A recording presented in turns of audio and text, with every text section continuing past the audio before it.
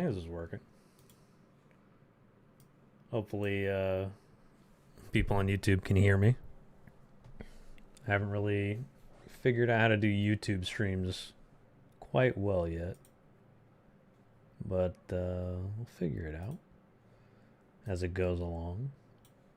Again, hopefully.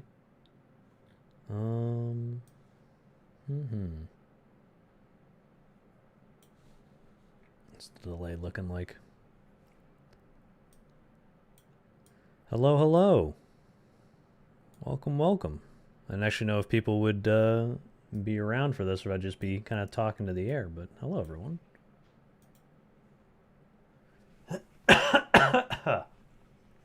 Hopefully the thumbnail pops up correctly and I don't mess up the order I'm going to be showing this off in. But yes, hello everyone. Welcome, welcome. This is how I make game shows for free with an asterisk. For those of you guys that are interested in how I make stuff for the YouTube videos that I make. I'm not sure how many people are coming or what's going on, but I figure I might as well get started and hope that you guys can see all the things that I'm going to be showing off. This should last like maybe 30 minutes to an hour. It's, again, none of what I do is really hard. It's just the knowledge used to make a game show is kind of scattered all over the place, and you're probably going to run into random stuff that are issues. So hopefully you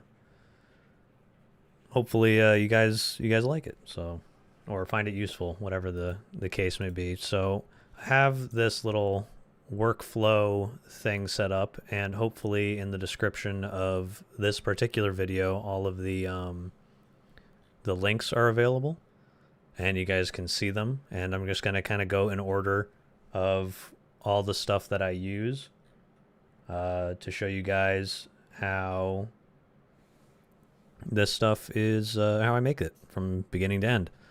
So I'm going to go and grab OBS because this is where I run every game is in OBS, to be fair. So I'm going to switch to different scene. Hopefully that doesn't break everything. I don't think it did. Put that over there. Again, sorry, a lot of different boxes pop up with the YouTube stream thing on OBS, so just kind of maneuvering it around a bit. It's a lot more to it than just going on Twitch and going live, so hopefully I don't put things in the way. Yes, hello everyone. So let's go from the beginning, shall we? Welcome to my tutorial. So here's how we start. First off, I know a lot of people ask me questions about how I get the animated dice rolls for the game shows, and let's create a new window.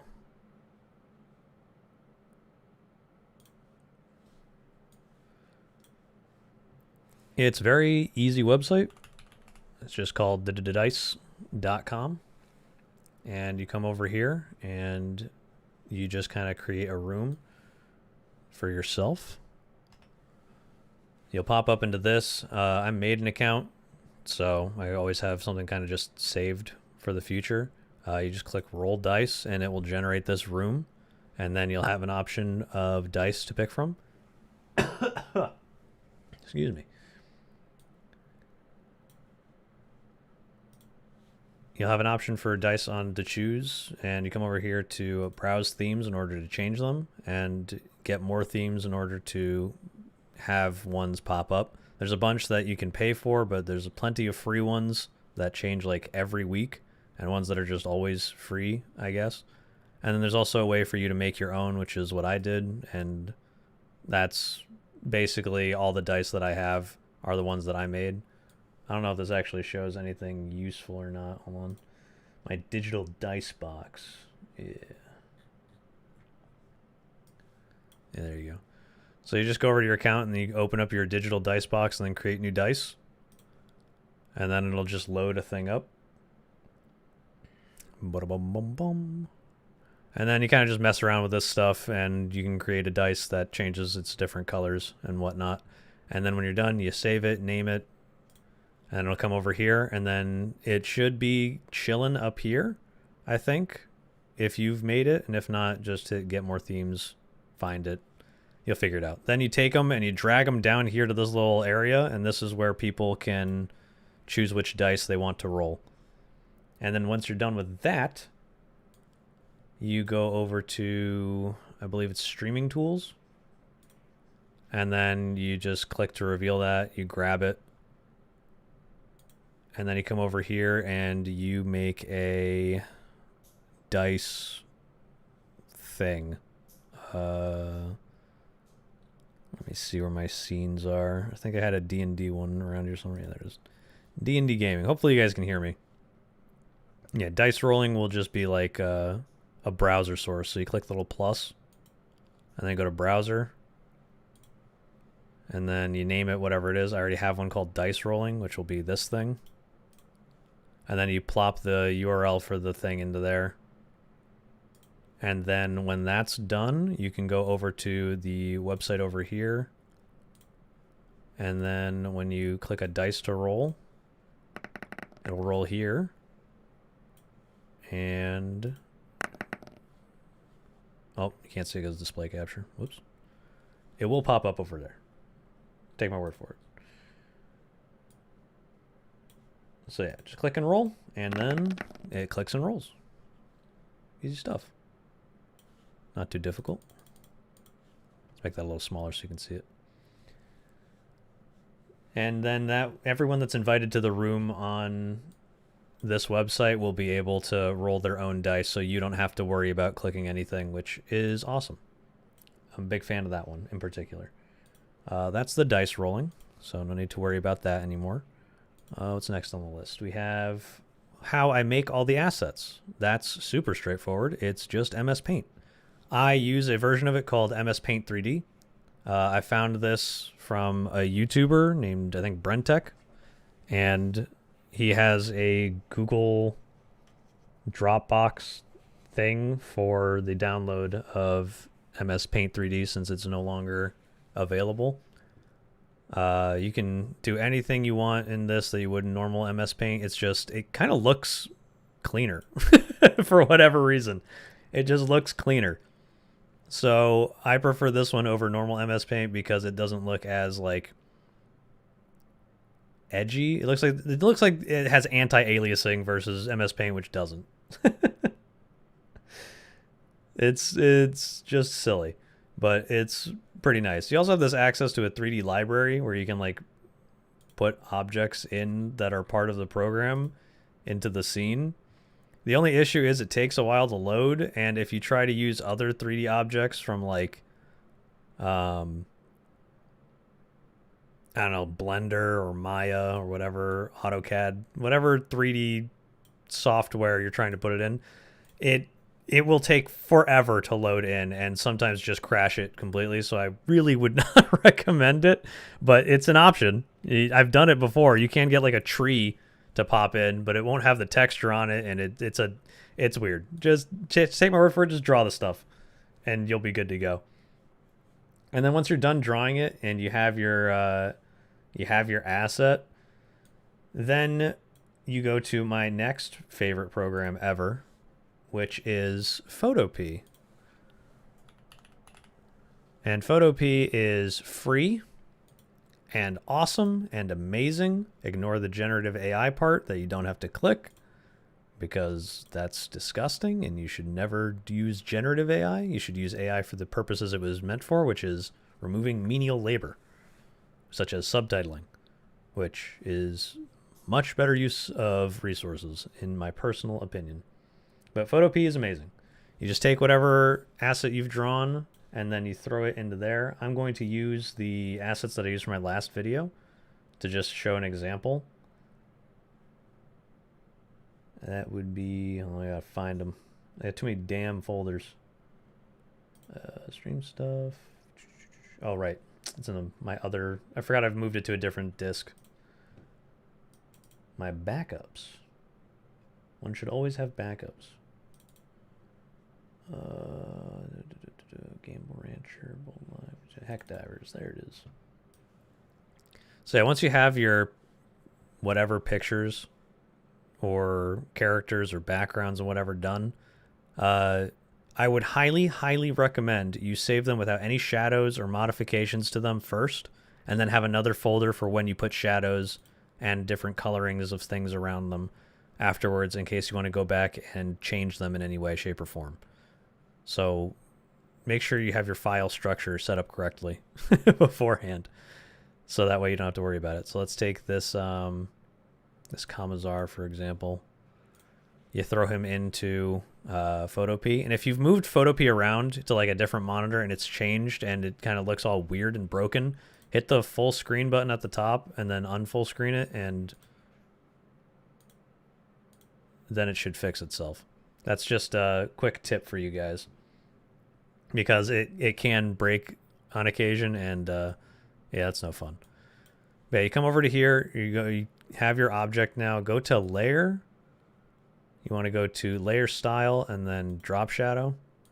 And then over here is all the options you can also put onto it that you would find by just clicking layer.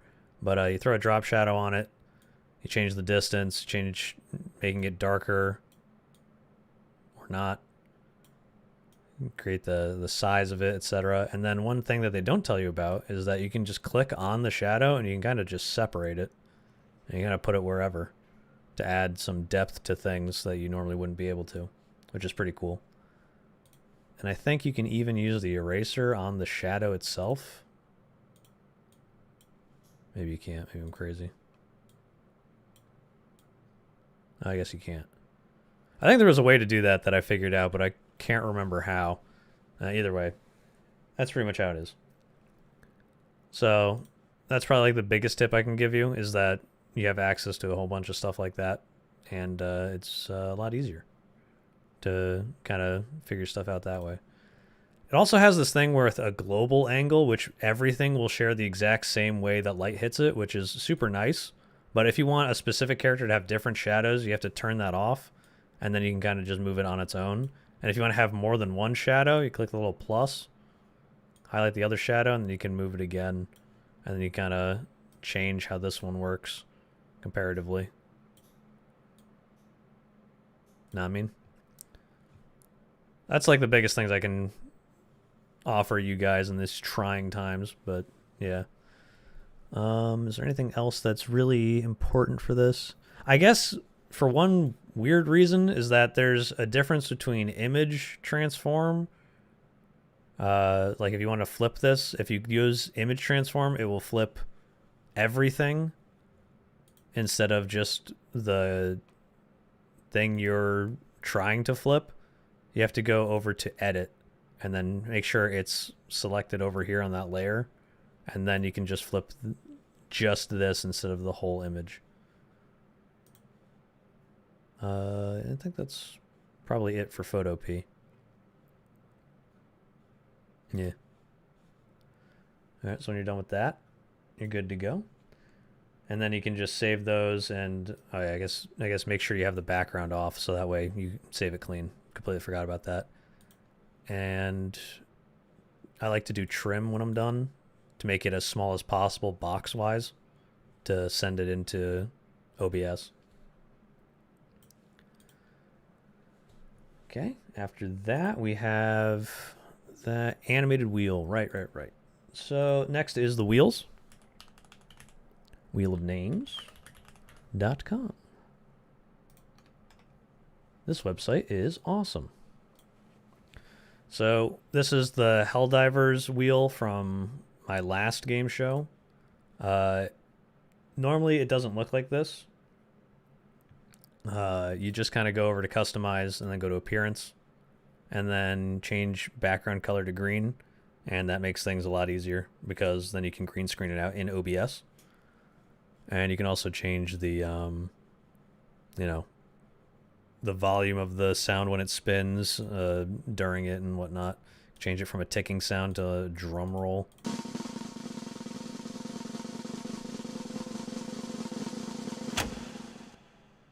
I don't really like that, but I mean, it's something you could do if you wanted to. How do you choose who gets to be in the video? Like, how do you convince Altrive for a gambling video? I messaged him and I said, "Hey, Altrive, would you like to gamble?" And he said, "Fuck yeah." Obviously, a bit more nuanced than that. It's more like, "Hey, man, I've seen you in a couple of my friend Noah's videos. We're on the same server. I was just wondering if maybe you wanted to try out a gambling game show that I made with Noah." And he was just like, "Yeah, man, sounds like fun." And I was like, "Cool." I was going to send him a formal email, but he actually messaged back on Discord, so that made it a lot easier. Do you make the game show first or choose the people first? I always make the game show first, and then I kind of just figure out who's available from that. Okay, anyway, when you're done with the wheel, you click share, and then you just kind of hit continue until you get the link. Oops. And then you hit copy link. And then you kind of just hit plus, and then since it's a browser source, we're going to click browser again, and then I already have, I think, a wheel in here. Yeah, I do. So I have the wheel one over here, but you do the exact same thing. You just copy and paste it into it. And then it should just pop up. Yeah, there you go. And it'll have the green screen effect on it already, and there's probably a good chance that... Actually, you know what? I'll just start from the beginning so that way I don't have to undo stuff. I'll just show you how I did it. You go to browser, create wheel, or name it whatever you want, and then it'll show this. You throw the link in there, and then you change the width to like the size of your monitor or web page. So 1920 by 1080 in this case. And then it'll have this big ass thing pop up with a little box, and you don't want that necessarily, so you just hold... I actually don't know if you guys can see what I'm showing you now that I think about it.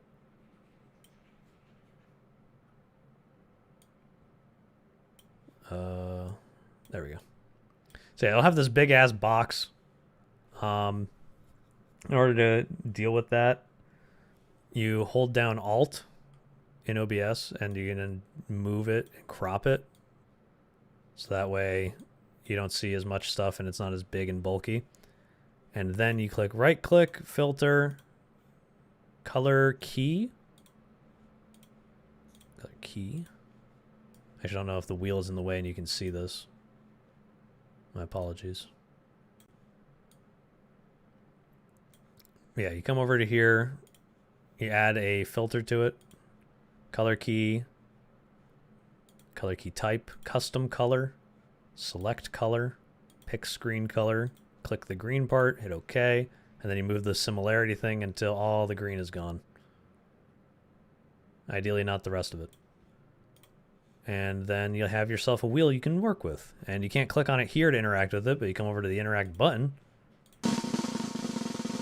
And then all the settings that you have on the web page will affect it in OBS. And people will be able to hear the sound effect when you're done recording, which is pretty nice. Would you ever use AI to make props for the videos? No.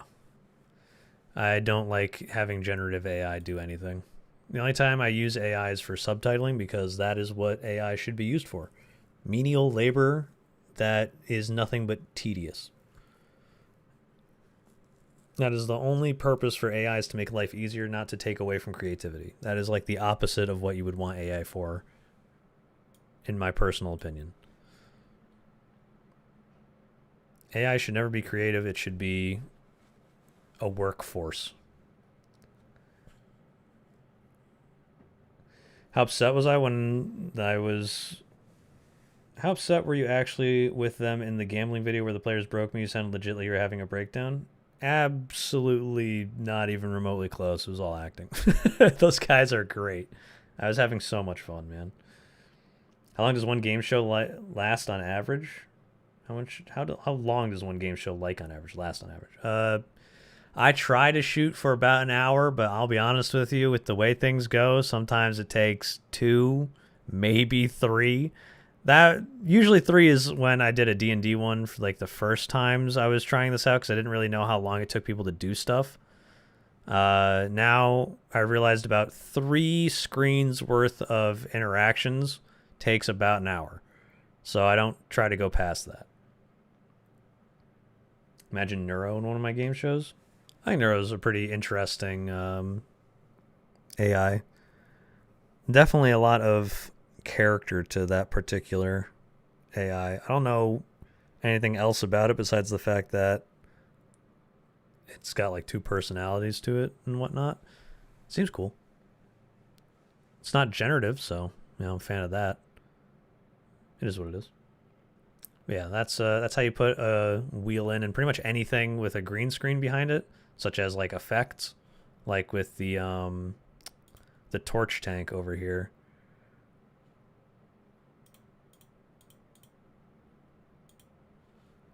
I put this above display for you guys to see it. There you go. And get rid of the wheel. Lock it up so I can't interact with it. So we have the tank over here, and I wanted to add like the flamethrower effect to it. In order to do that, you have to have a video, right? Like this flamethrower part. I'll just throw that one in there. So in order to get the flamethrower attached onto here, you just green screen it out the same way you would with the other one. And then in order for the video to keep playing, you have to right click, go to properties and hit loop. And then it will continually play the fire animation over and over until you put the eyeball to turn it off. And then you kind of just move it around and you slap it onto the robot. And then you kind of throw it into a group. So that way you can move all of them around. There's this bounding box. So anytime I move the grouped items, they all move together with inside that box. Which is nice in case you want to like tilt all of them at the same time and that kind of thing. Makes them feel more grounded. Am I making an edited version of this stream? Probably not. I think I'll just kind of hope that this covers most of it. Here's the thing. I'm honestly not a good editor. All of the really well-edited intros, I have my friend Ollie Delaber do because he's a really talented editor.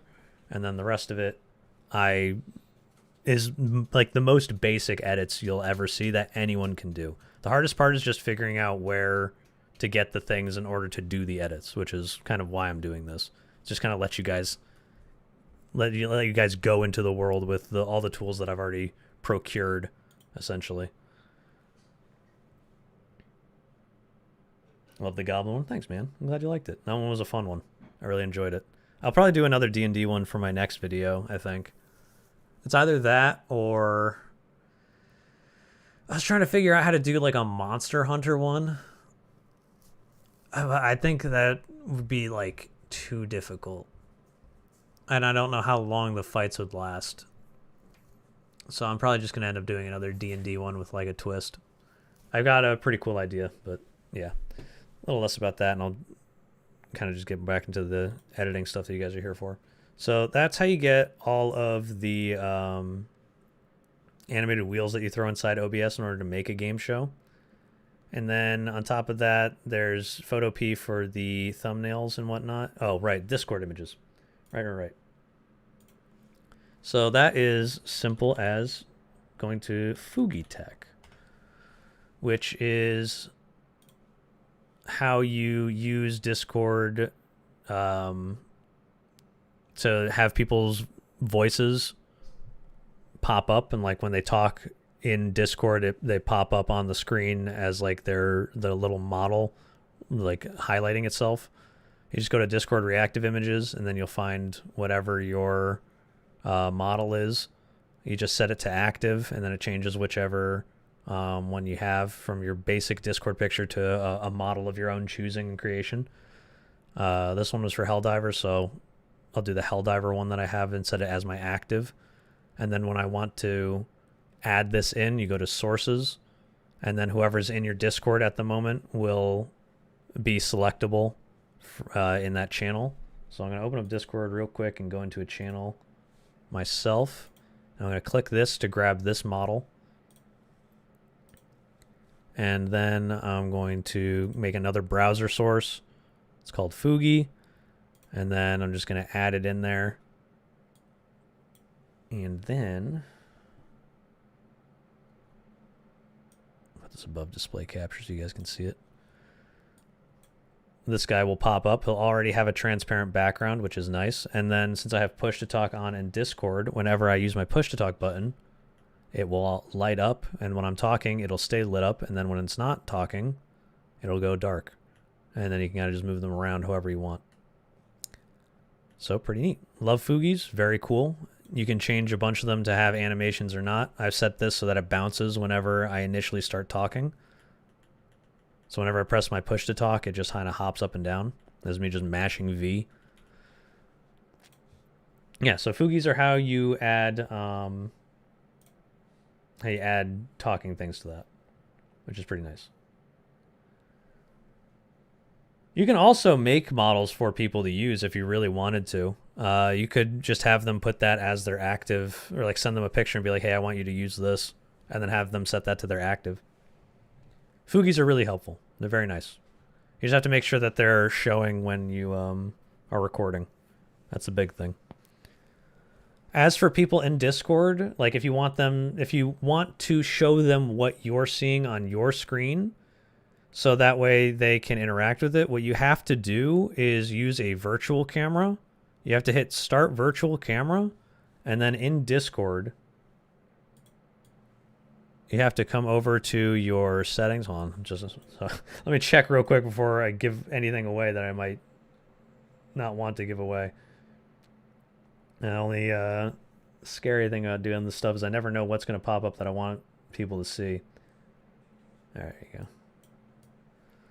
So then you open up Discord and you come over to voice and video in the settings. You go to camera, and then it'll have the one that you want to use, the whatever other thing it's linked up to. I had one for a VTuber Gengar thing that I got for free, which was pretty nice. And then there's the OBS virtual camera, which should currently be on. You click that. And then when you turn on your camera, you will show your OBS. It'll be backwards for you, but it will look correct to them when they go and look at it. The only thing that they won't be able to do is hear the sound effects from whatever you've put into your OBS, because you're only getting video feed from it, not sound. So they'll see whatever your scene is that you're playing. There is no way currently to share audio with virtual camera, unfortunately, which is a big downside.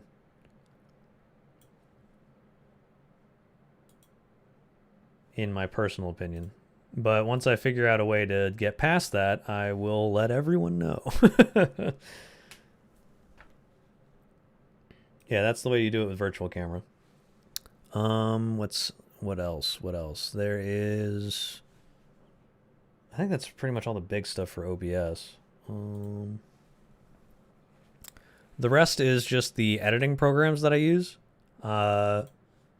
DaVinci is free and awesome, and if you want to pay for the paid version, it's a one-time fee of like, I think $300 for infinite service, which you don't have to do, obviously. The free version is literally what I've used for every single game show. But if you want access to more in-depth stuff and you want to really push like all the things the editing thing is capable of, then DaVinci is what I would recommend you go for, because I despise Adobe's marketing and monetization model so much. I think subscription services are the worst thing ever, and I hate them. So DaVinci has my official backing. But yeah, let's hop into DaVinci just to like show off the next steps once you're done recording and editing your get out of here. Recording and done editing stuff. Hopefully you guys can see that. If you can't, I'm going to be kind of upset, but it is what it is. What does OBS stand for? Open Broadcasting Software. So yeah, after that, once you're done recording and finishing all that up, I would recommend that if possible, if you plan on subtitling things, like, because most of this that I'm going to share now is like the subtitling section of the video and how to go about the process that I use. I would highly, highly recommend you download Audacity and have the people that are going to be on your game show also download Audacity, so that way they can record just their audio portion to make sifting through subtitles infinitely easier. Just so much easier. So assuming that's done and you have all of their audio recorded and the game show's done, you'll have a video file with the things that you recorded in OBS, the game show, and then one large file which has everyone's combined voices. That will be normally what you get. And then you have them send you their individual audio. And then what you have to do is you have to sync those up in OBS, so that way they're like, they stand together, which I will give you an example of. I should have stuff in my backups. Let me check real quick.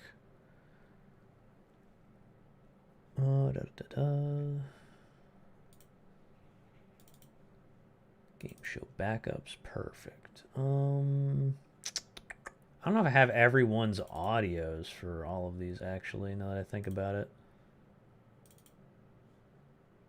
Yeah, I don't think I do. It's unfortunate.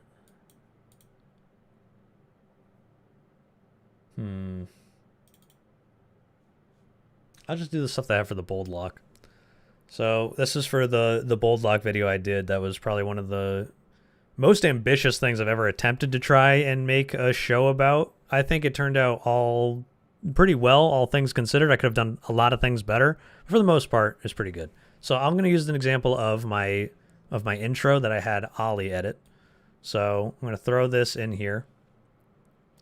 Yeah, change so the frame rate matches, whatever the case may be.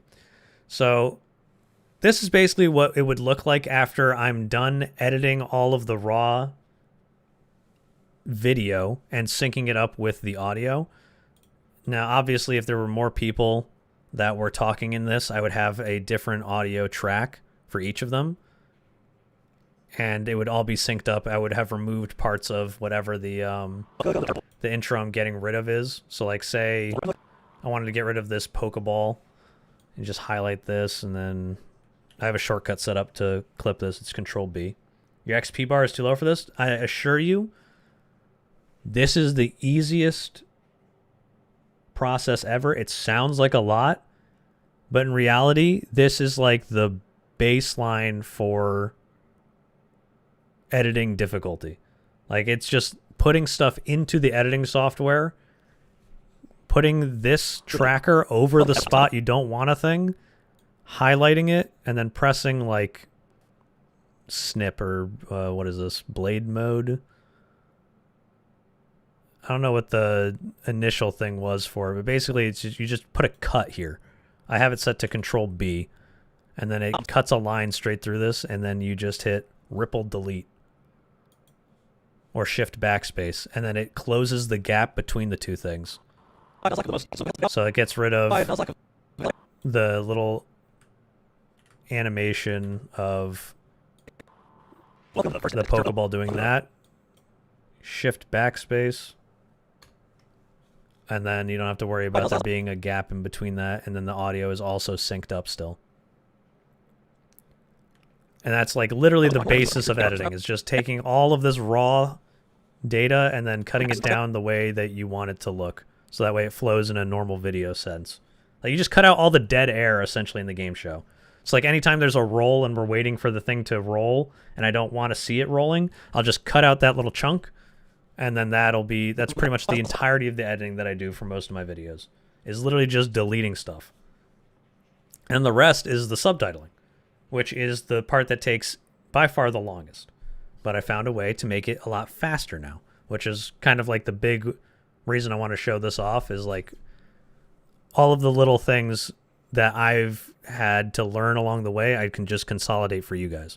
So once you're done doing that, in order for you to get subtitles out of the audio, what I found is easiest is you highlight all of the parts once they're done, edited, and all lined up. I have it saved here as my workflow. So you chop up the video to remove dead space and rewatch so it's paced correctly. That's basically just chopping things up, deleting them, and then kind of going through and seeing that it all flows. Once it's done, you turn everyone's synced audio into one compound clip each, which basically means for each one of these audio tracks, you go across you highlight the whole track, the entire way through, and then you hit compound, new compound clip, and then say Twobold's edited audio. And then that tells me that this is what I want to edit. And then you come over to deliver, which is your renderer. And then you click off export video. Go over to audio. Change the format to whatever it is you want to export it as. MP3, QuickTime is usually fine. Come to output track. Change this to timeline track. And then make sure it's the track that has this particular audio on it. So this one is 1, since it's A1, and A2 would be the second one, which is empty. So we want A1. And then you click add to render queue. You'd name it whatever it is that you want it to be. I'll just say Twobold audio for subtitle. Whatever it is you want it to be, just do that. Throw it in a place that you can find it. And then hit render. And we can sit here and watch this render in like 2 seconds. Cool, we're done. Then we come over to the next piece of software, which is like probably the most important, which is subtitle edit. And this is where I finally found a way to make subtitling not take an absolutely agonizing amount of time.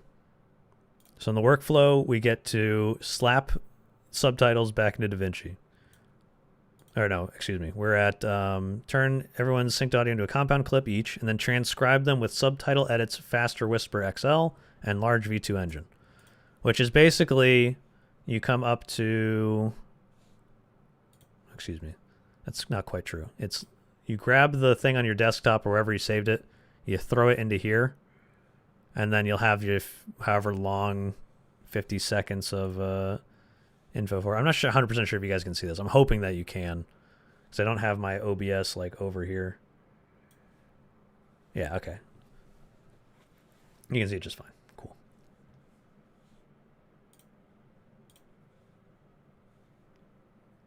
So you take it and then you throw it in here, and then when you hit play, you'll hear the audio. Nuzlocke of the most difficult Pokemon ROM hack in the world that I... And you know that it's working. Click add to add waveform, and this shows you like where your audio starts, when it like a visual place to see where your audio starts. Nuzlocke of the most difficult Pokemon. Makes sense, right? Now, in order to turn this into subtitles, you just come over to video, and then you want to do audio to text, and go with whisper. This is this is like the AI engine for subtitling things that you want to use. And then over here, it'll probably be like empty or have different options available. You want Perv Views Faster Whisper XXL. And then when it comes to say choose model, this is, I think, by default empty. So you hit open models folder, or no, not that, excuse me. Hit the dots next to open models folder.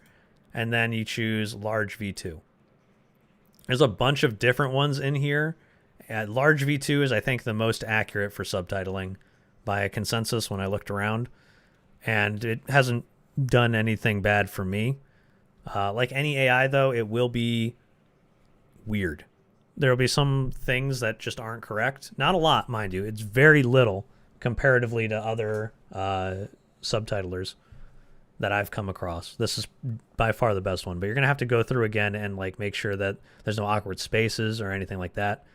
But basically, you hit generate, and then it will transcribe the audio for you into subtitles.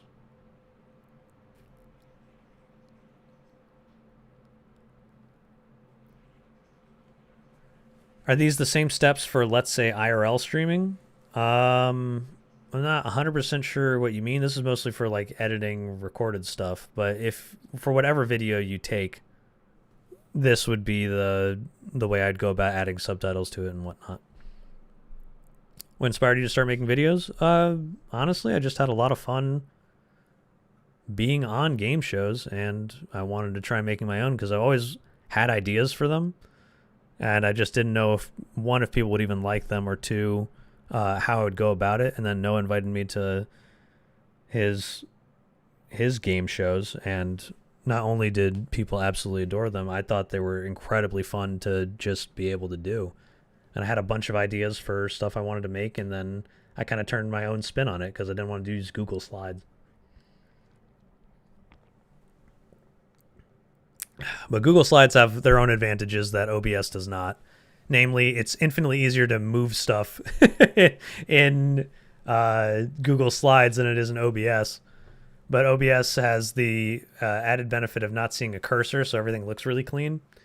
And it's kind of just what I'm used to, and I can stream directly to it and kind of mess around with it in ways that you can't with Google Slides. So really, it's whatever you want to do it, and this is my version of how to do it in OBS and then edit it and whatnot. But yeah, this is how you make then you'll have the subtitles pop up that are generated. And as you go through them, here's the big things for this software. When you go through to edit stuff in here, like one thing that will always happen is that for some godforsaken reason, every AI ends the sentence with the letter I, which is infuriating. The world that I tricked my 6 friends, salty fish. Because it just doesn't flow. It doesn't Rom flow back in the well world, and I as the tricked my 6 subtitles friends, salty into the fish. next reading of the next subtitle. Like, it just doesn't look right. You always want to have I be like the start of a subtitle. And in order to fix that, you have to come over to options up here and hit settings, and then come down to shortcuts. There might be a way to figure out how to make it so it never ends with the letter I. There's like a whole bunch of customability and whatnot. But for me personally, I have to go through the whole thing and check it anyway. So the best way I've found is to come over here and then make a shortcut that allows you to move the letter around to like the next line, or move the next line to the previous line, or the first word from the previous line to the one you're on, that kind of thing. I'll just show you. So this one is Pokemon ROM hack in the world, then I want to put the I down here to start I tricked my 6 friends as the start of the next subtitle, right? So in order to do that, you create a shortcut, so that way you don't have to come in here manually, backspace, then click, then control or shift I, make that thing, and then you're done. That is tedious and annoying, and I hate it. And it just takes me out of the flow of editing. So instead, you can do a shortcut where you bind move last word down, move last word to next subtitle, which would change over here. I have it set to shift Q, not shift Q, shift Q.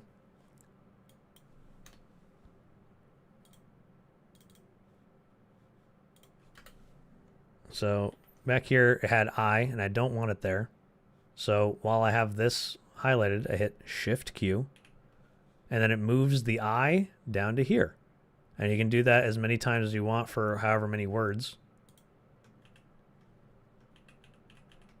And then that's super nice. And it makes it a lot faster. Instead of having to click a bunch of stuff, you just kind of hit that 2 things, and then it kind of moves it around. Then what if you say you want to go in reverse? There's an option for that. I have it set to move first word up. So it would be this, and then I would hit, my bind for it is Control Q. And you find it in the exact same spot as the other one. Settings, shortcuts. Move last word to next subtitle, and then move first word to previous subtitle, or move last word from first line down. Whatever the one you want to work with, use that. Very helpful. And then the other one that I have is split it cursor. When I was first using this, And I was trying to like fix,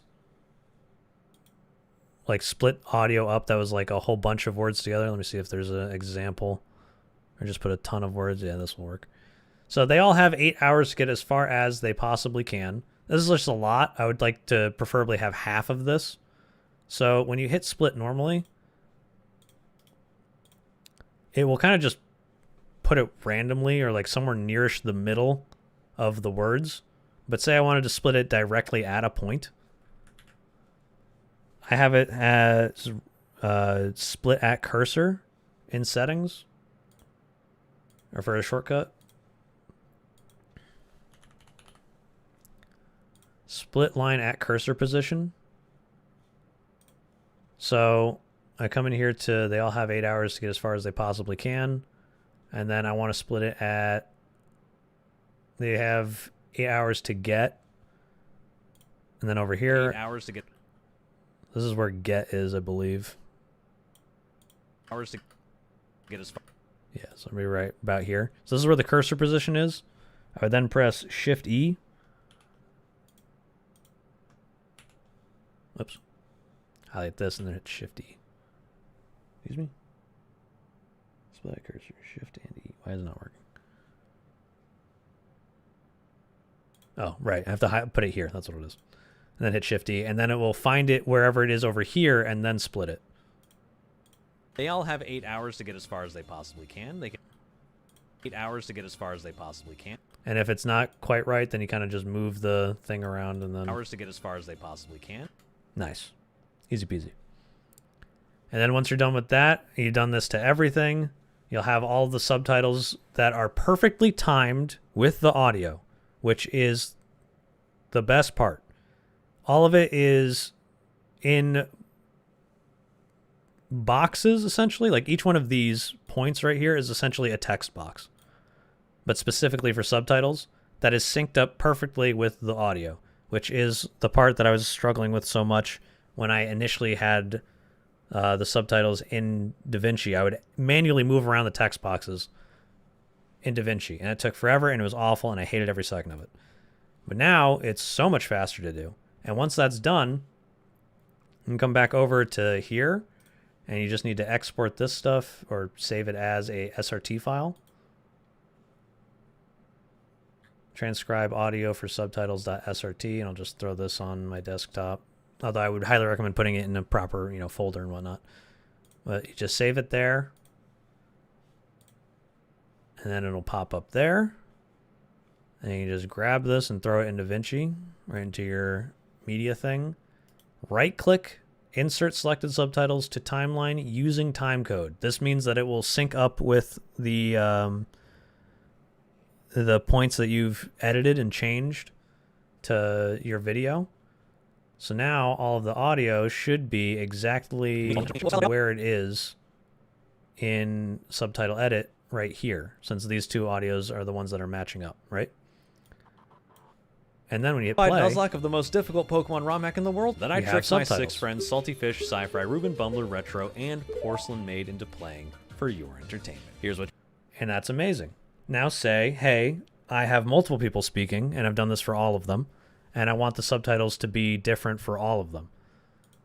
What you do is you come in here, hit track, you click any one of these, hit track, and it'll change everything on this track, and then you can change the color to whatever you want. Let's just say green for this one. Do stroke, which is the outline, essentially. Put it to 2, change it from white to black, and then increase the size of all of the lettering so you can see it better. And add a drop shadow, so that way it pops out a bit. Change the X and Y to move the shadow around, so that way you can actually see it on the screen.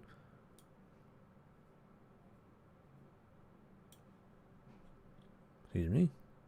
And then you can change the font to whatever you want. The font I use is Chunk 5. And then boom. Now every single one of the subtitles is like that. Make the subtitles a little smaller so you can actually see everything. And there you go. Pretty cool. That's like the best part right there. is that you can just change everything subtitle related around. And if you want specific things to be over like a specific person or character, you click on whatever subtitle you want. So it's like, say, I want this little boy to be saying this stuff. You come over to caption, and then you kind of just grab this. Oops. And then you hit customize caption, and then you move the position around. I actually don't know if you can manually click it, but you can click, you hold down, you just click inside of here, and that moves it along the X axis and the Y axis, and it'll just be above him when it gets to him, which is cool. Now you're probably asking, okay, so what do I do if I want to animate the subtitle so that like it shakes or something? That is not possible with subtitles. Subtitles themselves are literally just the words, and all you can do is change the color, their size, and like, I think that's pretty much it.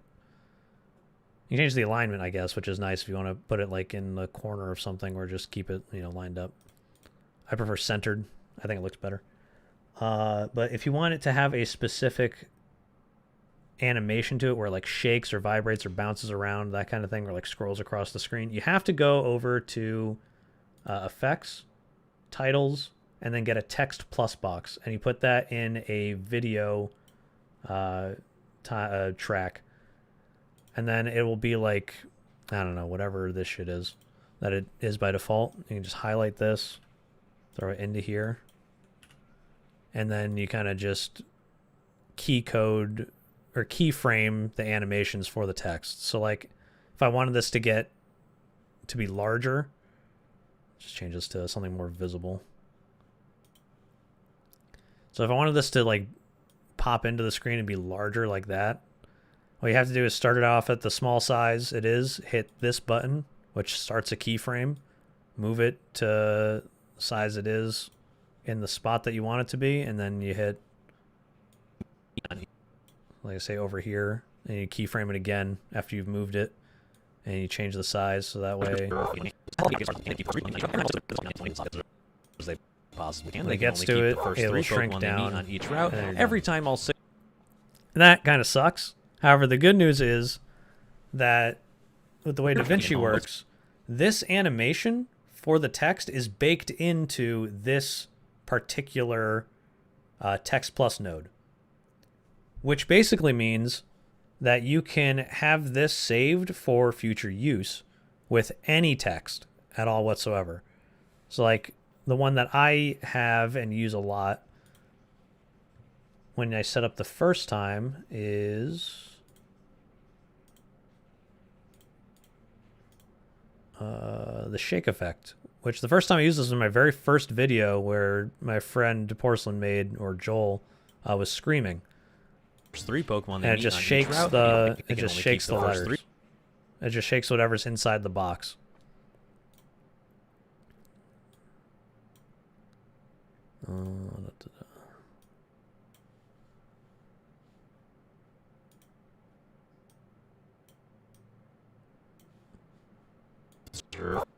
First 3 Pokemon they meet. So that can always be there, and then I can just throw whatever text I want into there. So we'll say it's this guy's stuff. Throw it into there. Over here. And then when they talk, First 3 Pokemon they it meet shakes. on each route. First 3 Pokemon they meet on Takes each a little finagling, but it basically becomes a template, yes. That's exactly what it is. It becomes a template that you can have for yourself. And in order to keep it forever, you have to just drag it into the master folder that is in the media pool. So not effects, go to media pool, and there's going to be a master area, or a power bin, I guess. And then you can create a new bin there. Yeah, new bin, and then make whatever you want it to be, and then it'll just save it for the future. And I think that's pretty much everything for subtitling. Oh, right. Almost forgot. If you have more than one subtitle, So say you have another person that was talking. You don't want you're gonna end up putting it in like the next subtitle track, right? But you'll notice that like hold on, I'll show you like an actual thing for it. Twobold audio. So I hit. So I have two of these, right? You notice that when I enable one, it disables the other. And that makes it so you can't see both of the people talking and having their subtitles pop up correctly. And I'll offset this a little bit to replicate people talking instead. In order for that to be fixed, what you have to do is right-click in the timeline for the subtitle track and then hit Add Subtitle Region. And it'll pop up this little tiny little area over here. And you have to just take all of this and then move it down. And then, when you activate Enable Subtitle Track, you'll be able to see both of them. Pop up at the same time. And for this one, I'll just edit the track and then kind of move it up a bit. There you go. And notice when you're editing the track, it does this subtitle region track instead of the whole track that both of them are on. Although I would still recommend just, you know, kind of changing the subtitles around in the different subtitle track, and then when you're done, move them all down to one region. And then it'll kind of work that way. And that way you'll be able to see all of the subtitles kind of like happening when you want them to. So like person talking, other person talking. Get me? And then once you're all done with that, your video is completely done. Everything is subtitled and it looks and sounds exactly the way you want it to be. Then you come over to render. You come over to export video. Make sure that's on. I highly recommend you use H265. I think it just looks cleaner. You come down to, make sure you're in the video tab, export video. Come all the way down here to advanced settings. Make sure that use optimized media, use rendered cached images for sizing to highest quality. Make sure those are checked on. It makes the rendering time take less and looks better. And then subtitle settings, which is the most important part. Have export subtitle checked on, and then format burn into video. If you do not have this set on, the subtitles will not be there when you export your video. You'll be like, where is all of my hard work? And they are not there because they need to be burned into the video in order to pop up. And then you just add the whole thing to render queue once that's done, and then you will see your video with all the correct subtitles on it. And everything will look nice, clean, and crisp.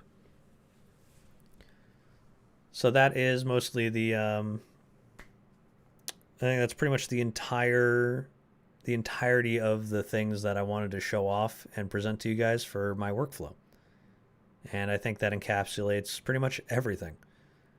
I believe links to everything should be down in the description for you to look into yourself.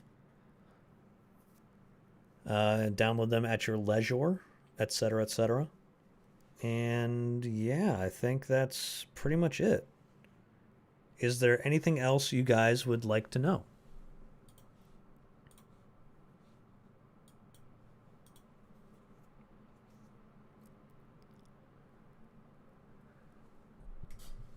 If not, I think we're good. That click to burn into video statement and ask me how I know tone? Oh yeah. Yeah, that's a big one. That is a big one.